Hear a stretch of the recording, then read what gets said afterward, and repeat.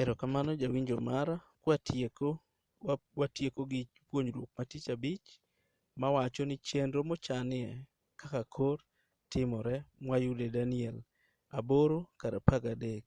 Penjo man ka en ni e kinde mage gini ma odhiambo kod okinyi mar higa 2300 nochakore. Gima wang'e mokwongo en ni Daniel onyisi im kod nyuok, bang'e oluwe kod timbe mag tung' matin mokethogo gik moko. Fwenyni nobedo penjo e Daniel 8:13 mane omakore gi gino mabiro timore e giko mar kinde mane okor e fwenyni kod ndalone duto te, mang'iso ni chakruokne nyaka kama odhi ogike, gik mabiro timore kanyo te. Kindeni ok nyal bedo mana kethruok kende mane tung' matin otimo, to oriwo gik moko duto mane im kod tung' matin otimo. Omiyo nyaka obed kinde malach nikech oriwo ndalogo te mane gigo timore. Koro penjo machielo, nyaka karang'o ma fwenyni biro chopo kare? Kwang'iyo to ni en kinde mar rombo mwayude Media kod Persia, kaso chako chopo e kinde mar nyuok ma en ndalo mar Grisia, kendo tung' matin ma jachilo Rumi the Pagan Rome kod Rumi ma the Papal Rome owuotho kanyo te.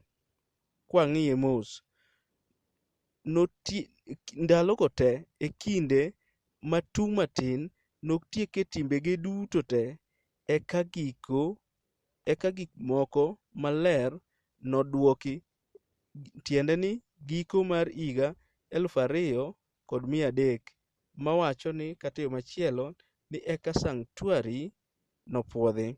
Jawinjo, wechegi winjore maler ka dipo ni Nyasaye ogwedhi kata iyudo map mawacho wechegi kendo idhigo mbele seche misomo. Kindeni kwang'iyo mos ne en kinde malach. Nochakore e loch mar jo-Media gi Persia, to odhi nyime e loch mar ruodh jo-Greece, ochako okalo nyaka e loch mar Rumi jachilo, kendo odhi nyaka e telo mar Papa. Kinde mokorni, kweno mare nyiso ni higa achiel chalre godiochieng', tiende ni higa kod odiochieng' mowacho ni year day principle, odhiambo kod okinyi. Kata kamano, ok onyiswa kinde ma ochakore kendo orumoe. To wach moyangore en ni ochako e kinde mar loch Persia. Kata kamano, malaika to nyisowa gino mabiro timore e giko mar kor malachni, kaka puodho hekalu, mang'iso ni bang' kindeno te, gima biro mogik ma malaika yangonwa en puodho hekalu. Kwarango kalenda mar jo-Israel, to wayudo ni nitiere odiochieng' manowal makende mar pwodhruok.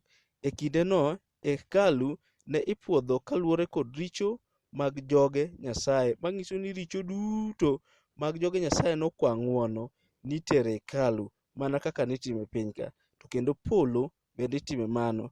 Koro wayudo ni mano emomiyo hekalu mamalo dwaro pwodhruok. Daniel 8 wuoyo kuom kinde mag pwodho sanctuary manie polo, tiende ni duoko kare, gi dhok machielo to restore, pwodho, to cleanse, kendo resruok, mang'iso to vindicate. Gigi duto nyaka chop kare. Moko kuom gigo ma wachni hulo en ni sanctuary nyaka pwodhi kuom richo mag joge Nyasaye magisebedo ka gikwa ng'uono nikech iterogi e hekalu, iterogi e sanctuary. Chenro mar Nyasaye mar kwayonwa nyaka dwok kare. God intercessory ministry nyaka dwok kare. Mar adek, teko mar resruok mar Nyasaye nyaka yangre ratiro kod sanctuary mare. Gi dhok machielo, wanyalo wacho ni the vindication of God's sanctuary nyaka chop kare. Gimoro amora mowinjo yudre nyaka timre. Kwang'iyo tung' matin manotelne kod Papa, nokelo chenro mar chacho weche mag resruok, koketho chenro Kristo kaka jagach, ng'ama sayonwa, kod chenro mar misa manokelo michamo misawa pile ka pile, weyo richo ma jopadri timo ne dhano, kod wach wanyalo wacho ni penance gi dho ngere. Magi weche mane Papa okelo machocho chenro mar wakruok kata tij Kristo manotiyo e piny ka. Kaluwore kod wach mar Daniel 9:23-27, wanyalo wacho ni higa mar 457 kapok onyuol Jawar ema nobedo chakruok mar kor mar higa 2300. Kata kamano, giko mar korni nyaka bed e higa mar 1844.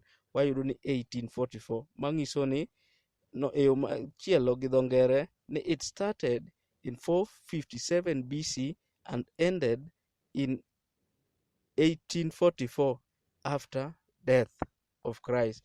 Mang'iso ni king'iyo kindeno, emowacho ni e kor mabor moloyo mar higa 2300. Jawinjo, wadhi e Daniel 9 dhi yangona weche mang'eny mapod wabiro ng'eyo ka teko mar polo kod rieko mamalo elonwa gigo mowinjore wang'e.